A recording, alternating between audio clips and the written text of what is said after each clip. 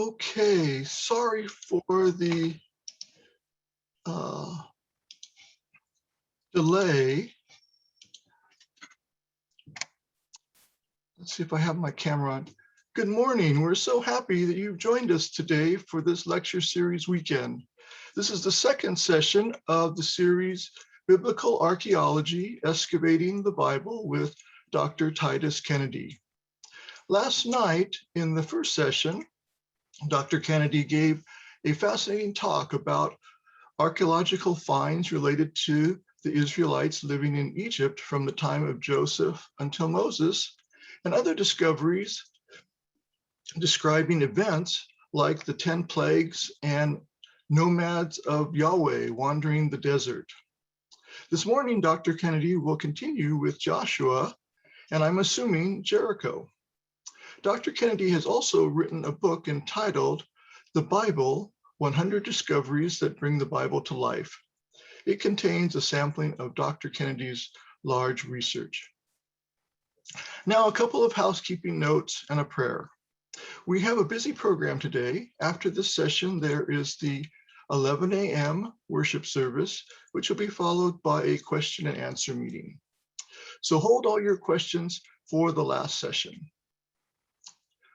Please bow your heads for prayer. Our Father in heaven, we come humbly before you today. Help us to honor and glorify you, especially on this Father's Day weekend. We thank you for Dr. Titus Kennedy and for your Holy Bible. May Dr. Kennedy inspire us to dig deeper into your word and be a better witness for you and form a closer relationship with you. These things we pray in Jesus' name. Amen. Please turn off your mics and your camera, or mute your mics and turn off your camera. And here is Dr. Kennedy. Thank you. And welcome to our second session. Everyone can see the screen and my slides, hopefully. So we'll begin. So last night we looked at the Exodus, and now we're going to continue on in the story to the book of Joshua and look at some of the major events and locations in the book of Joshua that we can investigate through archaeology. Now, as I started out yesterday with the Exodus, I gave two quotes from archaeologists who had the skeptical position, we could call it, or considered the Exodus to be myth or unhistorical. And this same viewpoint carries over into the conquest in the book of Joshua. And primarily, this happened because of a excavation at Jericho, which we're going to talk about. But first of all, let's look at some of the setting of the book of Joshua. Now, it happened in Canaan, and if you see this red dotted line on your map here, this is what the ancients considered to be Canaan. So it was this large area, but it was a territory, not a nation. So it was different than Egypt, for example, which had its own king. So it was divided into city-states. And here on the right in this slide, you can see that these were the tribal allotments. And there are many cities listed in there. And some of these cities were the Canaanite city-states, or capitals of their region, if you will. So each city was ruled by a separate Canaanite king or mayor at the time that Joshua and the Israelites came into the promised land. Some of these places were supervised by Egyptian governors or officials, and they would answer to the Pharaoh. So it was a bit of a satellite state of Egypt at that point, almost like a colony, but they controlled it rather than settled it. So Joshua led the Israelites into the promised land in about 1400 BC. After they conquered many of the places, the land was divided. And again, on the right-hand side, you see this map. Here are the tribal allotments. And so you can see that it included land on the eastern side of the Jordan River. So what the original tribal allotments were does not exactly correspond to the boundaries or the borders of the modern state of Israel. It didn't go as far south, but it included more area east and even went farther north. Now, as you read through Joshua, and if you get into Judges, the continuation, you will see that indeed Joshua led the Israelites to conquer many of the cities and regions, but there were certain places that they did not take over. And we see some of that specified, for example, in Judges 1. Some of those cities include Beit Shean and Megiddo and Jaffa and Gaza. Now, this is very interesting because these places also had Egyptian administrative centers. That is, there was a building there where an Egyptian representative or a governor was living, and they had closer ties to Egypt. So, although the Joshua conquest took a lot of territory, it was not 100% complete. Now, in order to evaluate this by archaeology, we need to know when exactly this happened. We know where to look. We have many of the cities and their names, but we need to know exactly when to look. Similar to how we evaluated the chronology of the Exodus last night, we take some of those same passages for the conquest. The most important is the passage in 1 Kings 6:1 that tells us the Exodus was 479 years after the third year of King Solomon, okay? 480th year, fourth year of King Solomon. We have to take away the 40 years or 42 perhaps in total of wandering and transitional times. And then we get to around 1400 BC. Okay, I put 1404 BC, circa 1404 BC, plus or minus a year there. And I also showed this passage in Judges 11:26 that tells us around the time of Jephthah and approximately 1100 BC that Israel had already been in the land 300 years. So we have two passages that help us with the chronology. Now, if we put that into archaeological periods and terms or history of Canaan, then we see that this falls at the end of a time called Late Bronze Age 1. And so that is what we're going to be looking at when we investigate the archaeology of some of these cities. Now, there are some important documents that we can look at from the Late Bronze Age, and we see that actually most of even the cities and towns in the book of Joshua are mentioned in Late Bronze Age documents. The larger cities, I would say, not all the villages, and then the majority of cities and towns in the book of Joshua have also been identified archaeologically. So some that we don't even have, say, another document mentioning its name, we do know where the archaeological site is, and there have been some remains identified. And sometimes these places, their names are preserved over the centuries. And so many of the site names today, we see an Arabic name that preserves the original Canaanite or Israelite name from centuries ago. Now, a little bit of background for Canaan. Canaan was polytheistic at the time that Israel came into the Promised Land. The main god was Baal or Baal Hadad, and we see him listed, for example, early on in Numbers 22:41. So he was a storm god and a fertility god. Again, he was the chief god of Canaan. On the left is a stele of this god, and on the right is a statue. So they would make carvings, they would make statues, they would make statues of bronze or of stone, and some of those have been discovered at these Canaanite sites, and these are both from this late Bronze Age, this approximate time of Joshua. Astarte was the main goddess, so she was the consort or the wife of Baal. And this is the same goddess that's mentioned in Judges 2:13, Ashtaroth in some of the English translations. Some other things about Canaanite religion, they would set up these stones, standing stones, and occasionally they would carve on them, like the earlier one that you saw. But in the middle here, you see a carved standing stone with two hands raised in worship to the sun disk and the moon disk. And then on the left, you see another statue of a god. So the Israelites had been commanded to break these. It says in Exodus 23:24, break their sacred standing stones in pieces. Deuteronomy tells them not to practice these same things.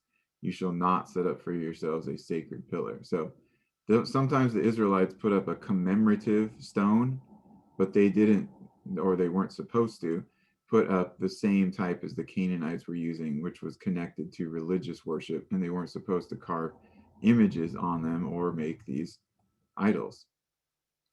Another aspect of Canaanite religion that probably a lot of people know about from the Bible, but this was something that's actually been debated a lot within scholarship, is the idea of human sacrifice. So we have some passages here, Leviticus and Deuteronomy, both talk about prohibitions. It says, do not give any of your offspring to offer them to Moloch, or don't give your sons and daughters into the fire to their gods. So these prohibitions are given because it's something that the Canaanites were doing. Now, what kind of evidence do we have outside of the Bible that the Canaanites were practicing some of these things? Well, first, I have a quotation from a text at Ugarit. This is north of Israel. Same Canaanite culture, but it's a place where many documents were found in the form of clay tablets. And a section of it says, we shall sacrifice a bull to Baal, a votive pledge we shall fulfill, a firstborn offspring Baal we shall sacrifice, a child we shall fulfill. So this was something that they were ready to do, supposed to do, when an enemy came to the gates and they were losing. Now, if you see on the right, this is actually an Egyptian carving of the siege of a Canaanite city. And if you can see in the top right, there's a Canaanite holding this incense censer. So let's see if I can show you with my laser pointer right here. Okay, and then this other guy, he's holding this limp child over the wall. So they've sacrificed this child over the wall, and the same thing's happening over on this side of the wall.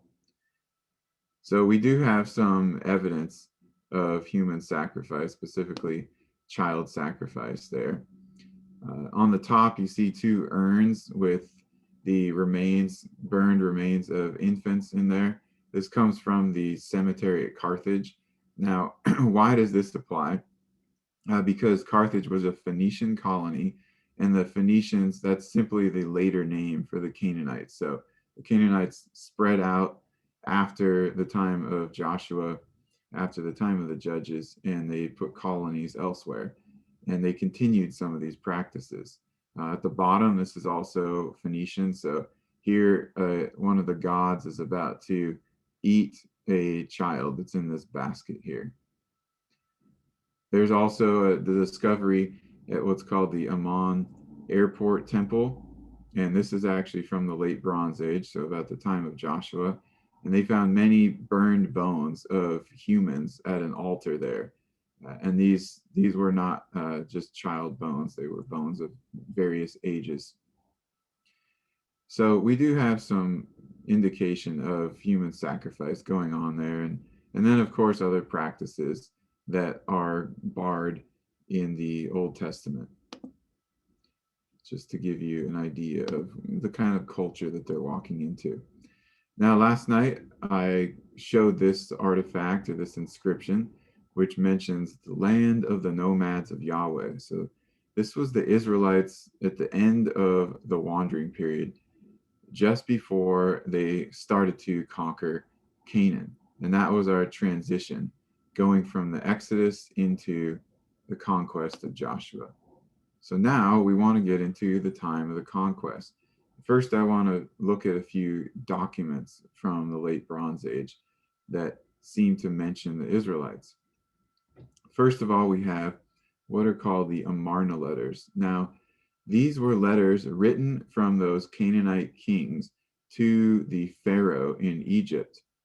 And this correspondence was found at a place called Amarna. That's why they're called the Amarna letters, which at one time was the capital of Egypt. Just for a short time, it was the capital of Egypt during the reign of Akhenaten and briefly following. So they compiled all these letters there and put them in an archive, like a library. And these letters, a section of them, talk about complaints from the Canaanites to the Egyptian Pharaoh, and they are asking for assistance. For example, in Amarna letter 286 here, sent from the king of Jerusalem, he says to the Pharaoh, "The war against me is severe. Habiru have plundered all the lands of the king. There are no archers. Lost are the lands of the king." And so he's telling us there is a war, some kind of war going on. There are these people that he calls the Habiru that are plundering the lands of the king. And he wants the Egyptian Pharaoh to send archers for assistance. He wants troop support sent. But if you keep reading the letters, you find that the Egyptians never send any troops. Another one, number 286, the land of the king is lost. The Habiru have taken the very cities of the king. And then finally, 290 says the land of the king deserted to the Habiru. So we have these people that seem to be taking over the land of Canaanite kings. And these are dated to about 1400 BC or just after. Now, if we look in Joshua, we find some parallels here. First of all, the king of Jerusalem was involved with the Israelites, fighting the Israelites. And we see that in Joshua 10.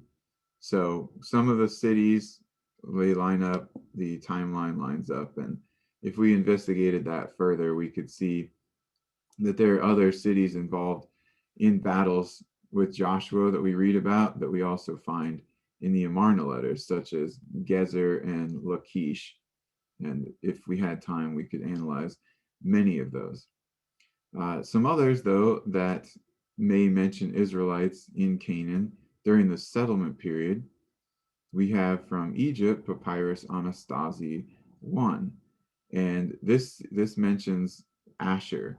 It seems to be the tribe Asher because it mentions a chief, and they're in Canaan. So it sounds like already established in Canaan, some of the tribes, and they've been divided like in the Judges period. There are 2 Ugaritic tablets.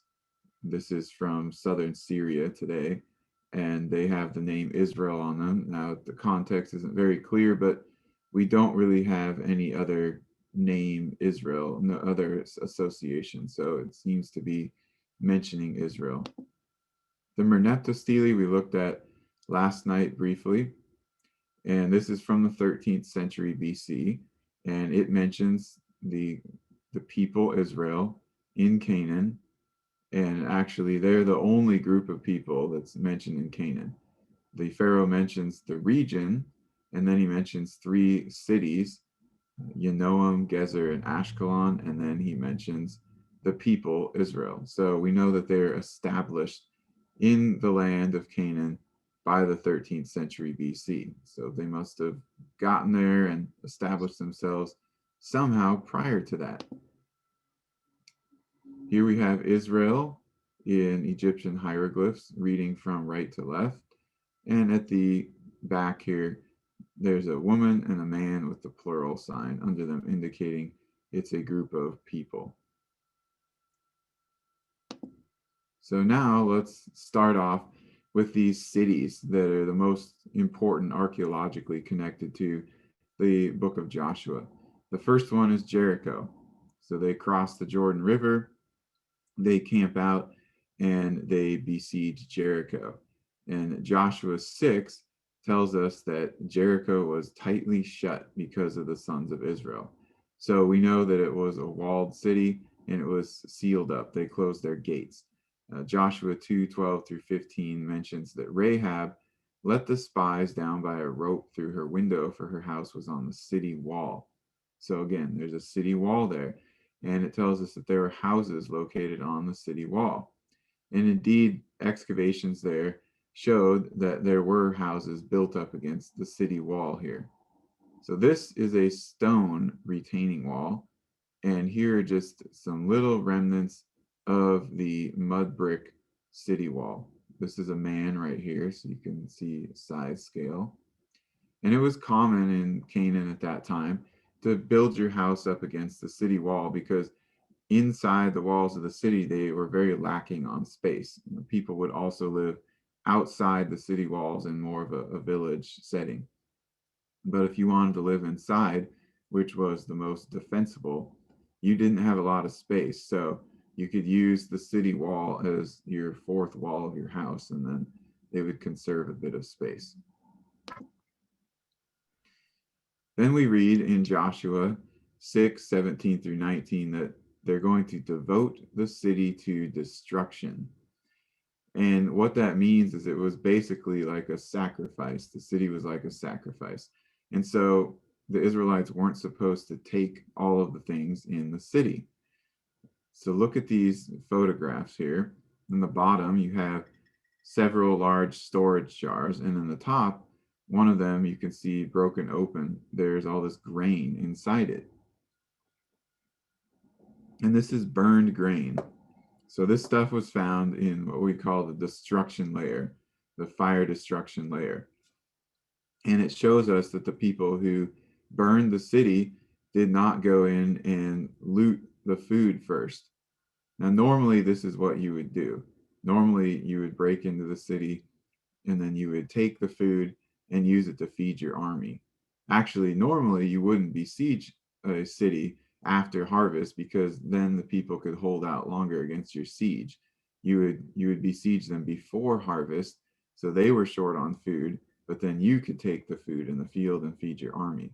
So both ways, both aspects of it are contrary to normal military practice of the time, but it actually fits the timeline that we see in Joshua when they besieged the city just after spring harvest, and they were commanded not to loot everything in the city. It says just the metals they were supposed to take for the treasury of God. Then we see something else very, very interesting, the way that the walls fell. So over here on the right, you can see this cross-section drawing. So this is the stone retaining wall, which corresponds on the left here, and which you saw on the earlier slide. Now, on top of this, there was a mud brick wall going straight up. But you can see this is how it was found by the archaeology. Fallen red bricks, it says, sort of forming this ramp. So the wall fell down and rolled down in front of the retaining wall, and then people could just walk up into the city, like we read in Joshua 6:20-24. Now, normally a wall would get bashed in by a battering ram, and so you would find the bricks inside the city fallen backward, and that would usually only be where the attackers penetrated into the city. But at Jericho, you find this wall fallen down almost everywhere around the whole city. Now, the entire thing hasn't been excavated, but quite a bit of the city wall has been, and it's a very odd phenomenon. And so the secular archaeologists that were working on that and really clarified this issue, they suggested that there was a big earthquake that happened. That was the explanation. Now, in addition to this, there's this layer of ash. So you can see here this black, and also here's some of the bricks from the city building. But you can see this black ash, okay? It's very distinct. It's quite a large layer. That's from the massive burning that happened at the city. And so we see that the method of attack and destruction corresponds perfectly to what we read in Joshua 6. So the debate really became primarily about the chronology, the timing. As we looked at, the Bible tells us that the fall of Jericho to Joshua was in about 1400 BC, and that would correspond to late Bronze Age 1. Now, initially, when an archaeologist named John Garstang dug there in the 30s, his conclusion was that the city did indeed fall in late Bronze Age 1 at about 1400 BC. And he was basing that on pottery and also Egyptian scarabs. But about 20 years later, another archaeologist came named Kathleen Kenyon, and she changed the date and she claimed that the city fell in 1550 BC and that it had nothing to do with the Israelites and there was no city there at the time of Joshua, and thus the conquest narratives in Joshua were mythological. And that has basically been followed by mainstream academia since her conclusions were published. Now, there were some new excavations at Jericho not too long ago, and they've tweaked the date a little bit, and they say that the city was destroyed about 1500 BC, and they rejected some of Kenyon's other conclusions, but it still doesn't line up quite. But if we reanalyze some of the material, we can see that Garstang's conclusions, and another archaeologist named Bryant Wood worked on this, it shows that it was destroyed about 1400 BC. So there are some specific types of decorated pottery that help narrow the date. In this slide here, we have some Cypriot ware that dates from about 1550 to 1400. But then there was a type called chocolate on white ware, this brown with a sort of beige pottery that dates from about 1500 to 1400. So we have that narrowed down. But then, even more so, we have Egyptian scarabs, which really help us to get a precise date for the end of the occupation and thus the destruction of Jericho at this time. So when Garstang was excavating there, he found many, many of these Egyptian scarabs. So these are little amulets usually, and they have the shape of a scarab beetle, but on the back side it's flat, and they're often inscribed. And they're often inscribed with the name of the pharaoh who was ruling at the time. So at Jericho, there was a sequence from about the 1700s BC until around 1400 BC of different pharaohs. And for our purposes, we're kind of looking at this 1500 to 1400 BC window. We have these pharaohs there. So first of all, you have the bottom right, Hatshepsut. Okay, last night we talked about her, but she ruled until about 1482 BC. Then we have Thutmose III, who comes after her, actually overlaps with her, and he ruled until about 1450 BC. And then the final one that we have, this is the latest date, is from Amenhotep III, right here in the top right.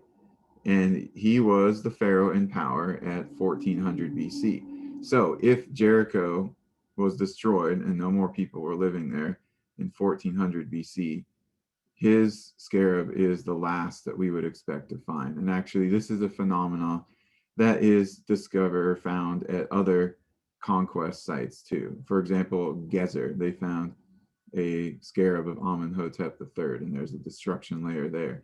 At Hatzor, they found some artifact of Amenhotep III and also a previous pharaoh, Thutmose IV. So this is something that, as more evidence is revealed, it seems to become a very powerful attestation that some of these cities ceased their Canaanite occupation around 1400 BC. So rather than Jericho being a problem, I think it actually shows many details that attest to the accuracy of the Joshua account, from how the city was destroyed to when it was destroyed.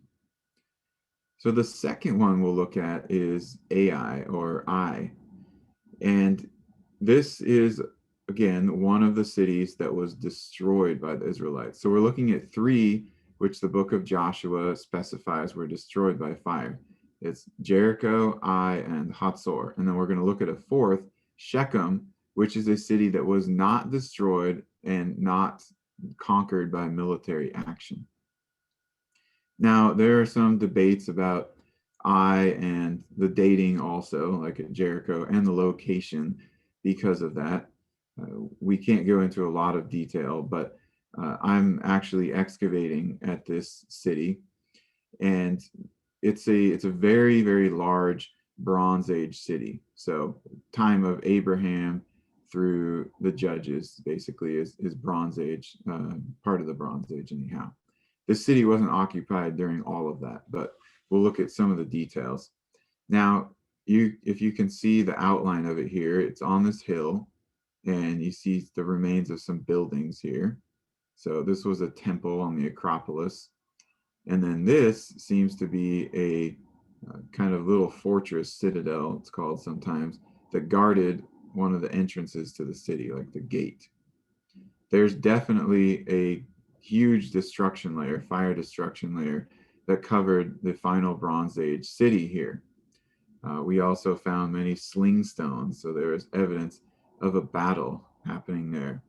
It's a large walled city. The city and then the village space next to it. So out here, where these modern houses are, there's remains, ancient remains there also, and so people were living there too. Would accommodate the 12,000 people that the book of Joshua states were associated with the city of Ai. Now, according to most archaeological books, based on these much earlier excavations in the 60s, those were the latest excavations, but they said that it wasn't inhabited during the time of Abraham, or for our purposes, we're looking at the time of Joshua and the conquest. Here's a map of the city so you can get a little bit better idea. So this line follows around the wall here. Okay, again, here's a temple. This seems to be a citadel that guarded the gate, the main gate entrance to the city. Now, we went through and reevaluated the findings from the previous excavations and materials, and then we did our own excavating and some radiocarbon dating, and we're still working on some other testing. But what we found is that, again, we have the same archaeologist, John Garstang, who excavated there, and he says that there was this late bronze one, so time of Joshua material there, and that's when he thought the city was destroyed. The next excavations, very brief in the 30s, they found late bronze one material, but they didn't publish it. This director, she actually died while she was in the middle of excavations, and so there was a problem with publication too.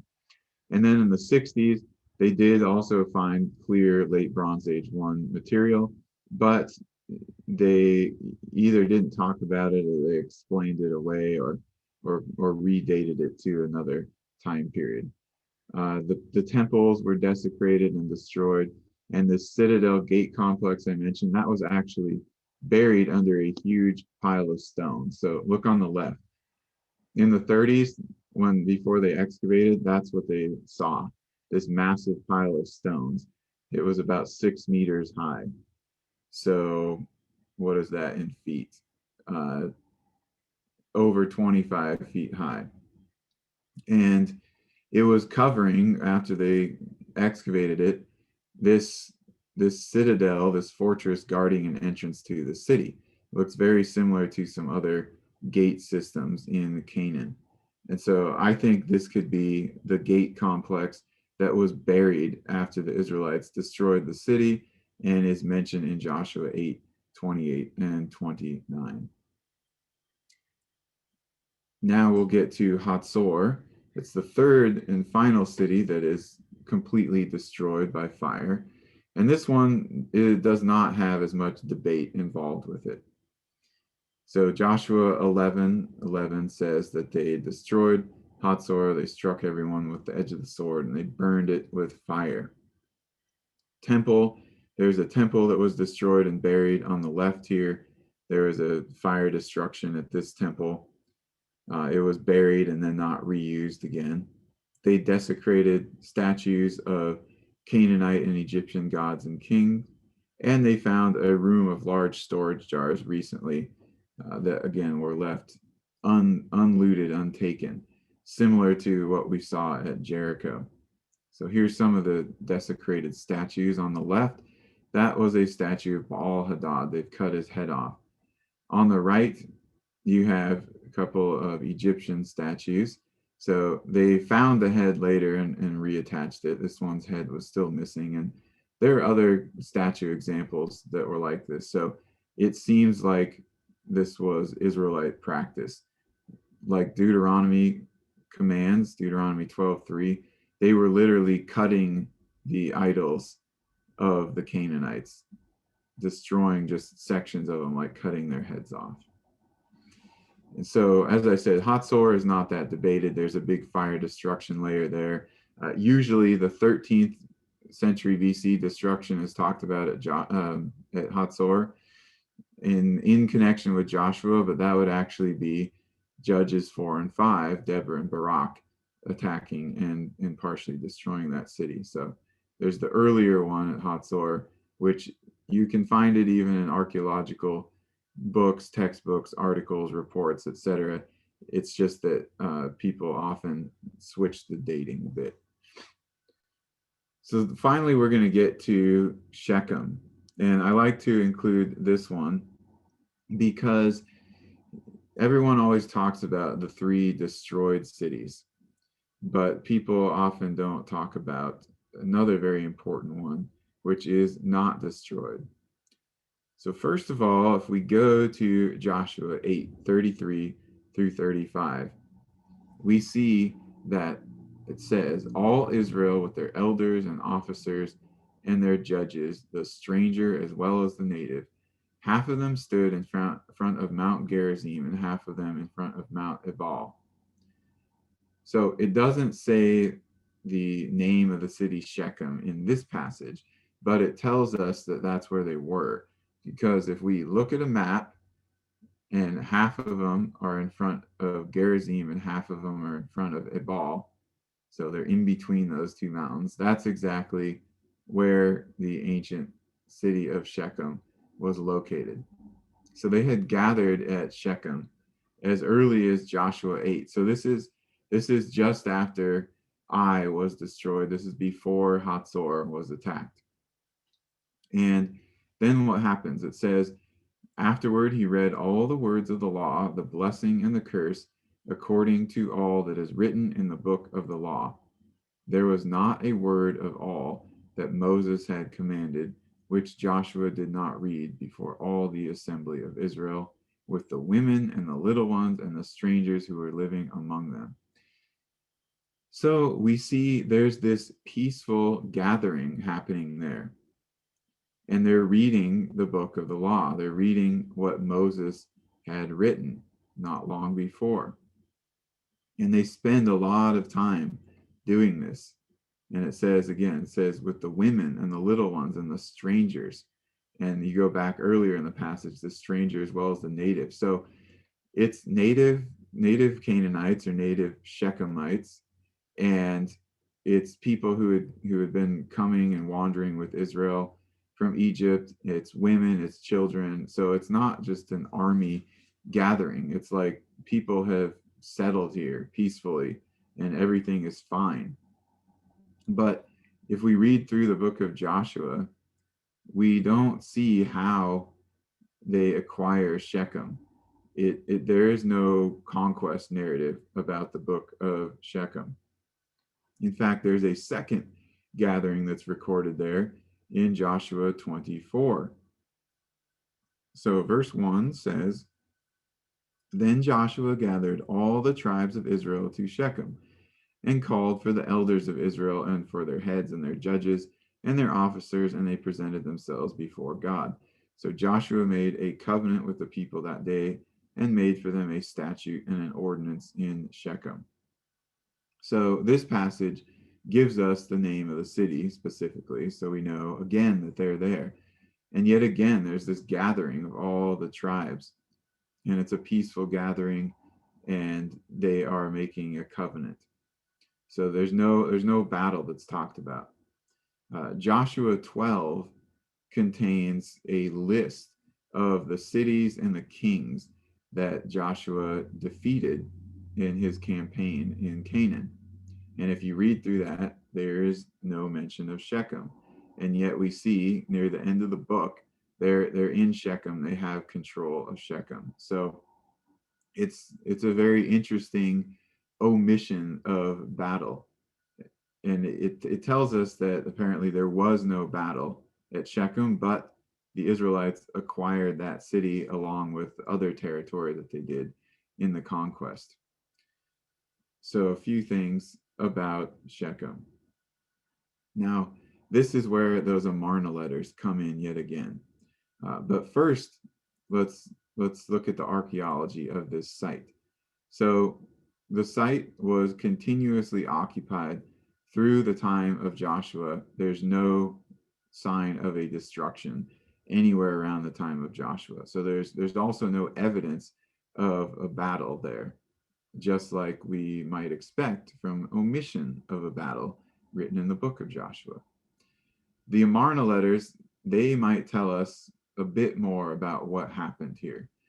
So some Canaanite kings are writing to the Pharaoh, and they're actually complaining about Shechem and the king of Shechem. And what do they say? In Amarna letter 289, they say to the Pharaoh, "Are we to act like Labayu," that was the king of Shechem, or the mayor of Shechem, when he was giving the land of Shachmu, or Shechem, to the Habaru? So this is an accusation, and they're telling the Pharaoh that Labayu, king of Shechem, gave his territory to the Habiru. And then another letter says, Milkilu and the sons of Labayu have given the land of the king to the Habiru. So 2 times there we have it claimed that the king of Shechem, the Shechem city state, gave his territory to these Habiru. Now, if we associate these Habiru with the Israelites or with the Hebrews, then it connects quite well, I think, with what we read in Joshua 8 and 24 and what we do not read in the book of Joshua. We don't have details about how that happened. For example, if you look at the Gibeon narrative, we see that the Gibeonites, they tricked Joshua into signing a treaty with them, but Shechem seems to be a different situation. If we were to go back to the book of Genesis, we see that some of the patriarchs lived at Shechem for a time. For example, Jacob, he settled outside the city walls. It says he dug wells there and he lived there. So there was some history there, and perhaps there were already covenants in place, or family or friendships, relationships that they used in order to have the king of Shechem just give his territory to them, and that thus avoid the battle. So this is another thing, I think, where archaeology demonstrates the accuracy of the Joshua account, but it's in a different way than we saw at places like Jericho, Ai, and Hatzor. One other thing of interest is that if you read Joshua 24, it says how they erected a large memorial stone at Shechem. And so right here, you see this big stone sticking up. So it's partially broken, but this was a large standing stone, memorial stone type. It wasn't one that was carved with the images of gods on it. So it was the type that the Israelites actually would use occasionally, where they're just putting a pillar up basically as a remembrance of something. Now, when this was excavated, the archaeologists, there were 2 of them, they kind of had a fight about it, but one of them thought that it was indeed the pillar or the stone put up by Joshua as part of this covenant, it is in the context of that late Bronze Age city. So it's possible. It had fallen over, of course, by the time. And there's a funny story about how one archaeologist stood it back up to put it back in its place like it is now. And the other archaeologist didn't like that because he didn't like the association with Joshua, so he kicked it over. But anyhow, it's a possibility, but for something like that, it's difficult to say for certain. Now, obviously, Shechem, if you read through Judges, it is destroyed later on in that Judges period. And indeed, there is evidence of a destruction around the time of Abimelech. But again, no destruction during the time of Joshua, just this peaceful transition. Now, lastly, I'd like to talk about another aspect of the conquest and how archaeology can shed some light on that question. And that is, if the Israelites came into the land of Canaan around 1400 BC, and they destroyed a bunch of cities, and they fought all these battles, so people died, and Canaanites died, and Canaanites were forced out of the land, then we might expect to see a population shift. And this is a question that I did my doctoral dissertation on, the demography or the population of Canaan at the time of basically Moses to Joshua, or Moses to Judges, the late Bronze Age, as we call it in archaeology. And what I found is that there are many cities whose population drops, or they're even abandoned for a time, right around this late Bronze Age 1 period, this time that Joshua would have come in. And then following that, in the next period, we see many, many new settlements pop up, villages and towns, like somebody has moved in there and started new settlements. And so there, overall, we can actually see a sudden drop in the population. So if you look on this graph, for example, there's a big drop, and then it starts to rise again. And you see this drop basically corresponds to the transition between late Bronze 1 and 2, which is that transition time is approximately 1400 BC. So there is indication from archaeology using demography that there was an influx of people or new settlements into Canaan after there was a sharp population decrease. And this is something that we would expect if there were a lot of cities and people that were destroyed and a new population group came in and settled the land. So that's sort of an overall item. Now, since we do have a few minutes left, I'm going to talk a little bit about population as it relates to the Exodus and the wandering and the conquest, because I know this is something that people might have questions about. And this is also something that really it has been debated quite a bit in scholarship, whether it's from the secular side or the biblical studies side. Now, if we go back to this slide and you look at the population numbers, so here's what I had in my study, that Canaan had a population of just about or just under 600,000 people at the time of the conquest. Okay, so around 600,000, something like that, right? Now, if we read Exodus and Numbers, we see those census passages, correct? And in your translation, it's going to say something like 600,000 men in the Exodus passage. And so if we would extrapolate that, then we're looking at probably something like 3 million Israelites at the time of the Exodus. Well, this is something that's been criticized by many scholars because they say there's no way that the population was that large. And why do they say that? It's for a variety of reasons. First of all, because during the Exodus period, all of Egypt only had a population of about 4.5 million people.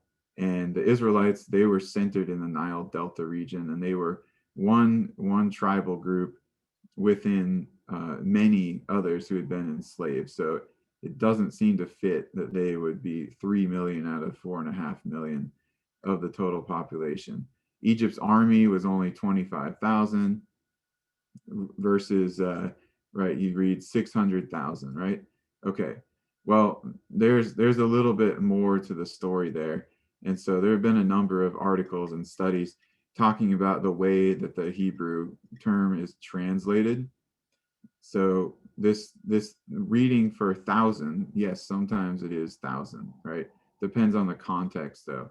This Hebrew word elef, though, is sometimes a translation that is used for chief or mighty warrior, and that we actually find that translated oftentimes in the Old Testament. So it just depends on the passage.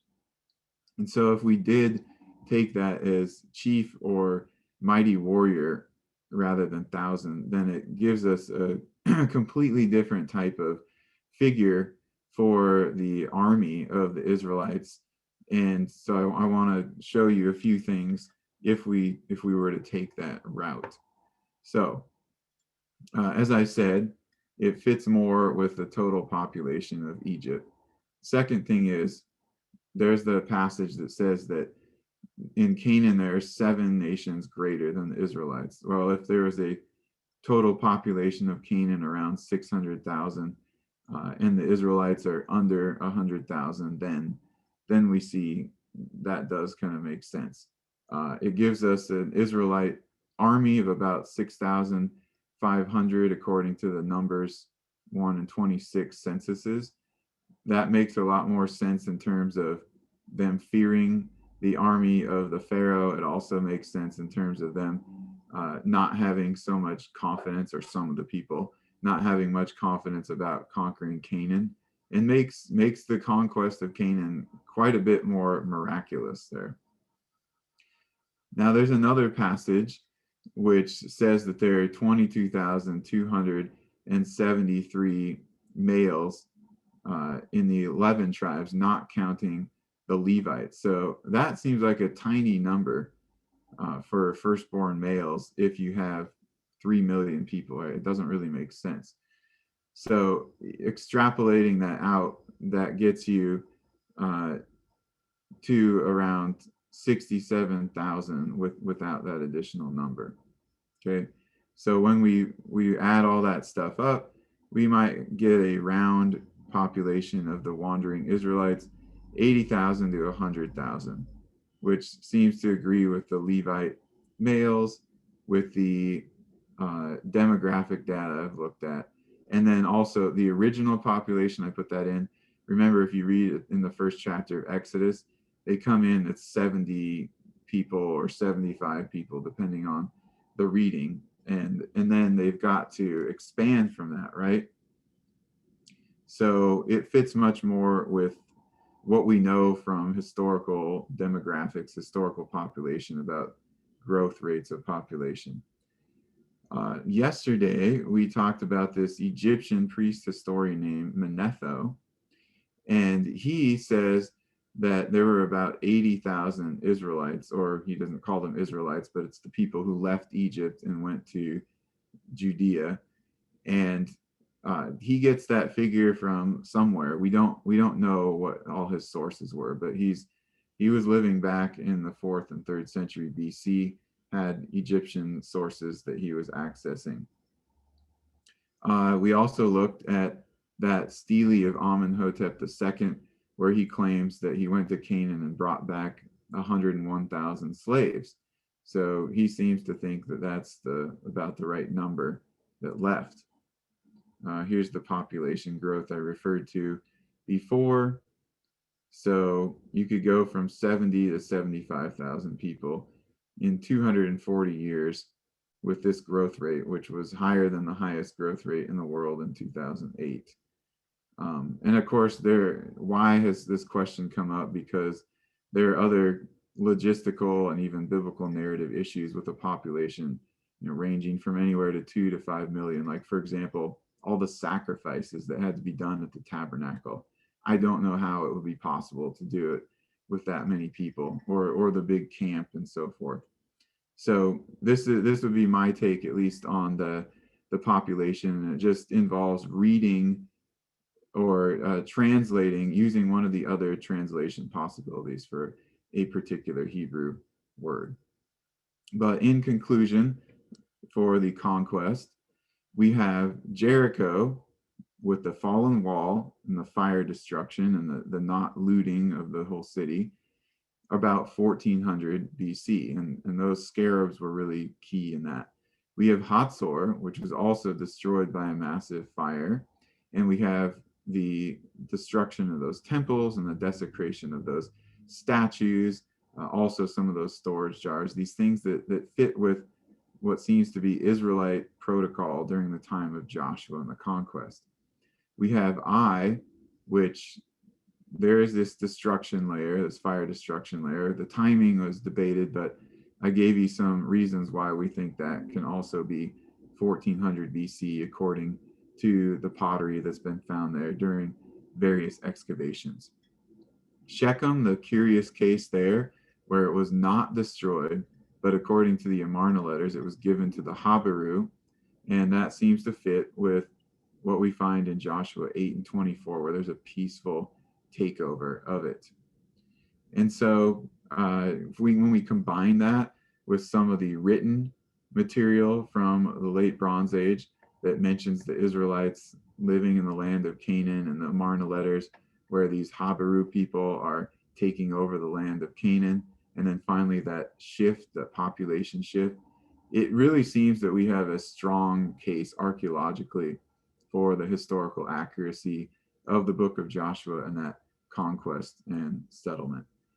So that will be the end of the Joshua section for today. As was mentioned before I started, I have one book out right now called Unearthing the Bible, and this focuses on archaeological artifacts. So actually some of the material that I talked about last night and this morning is found there, if it's an object, an artifact, not a site.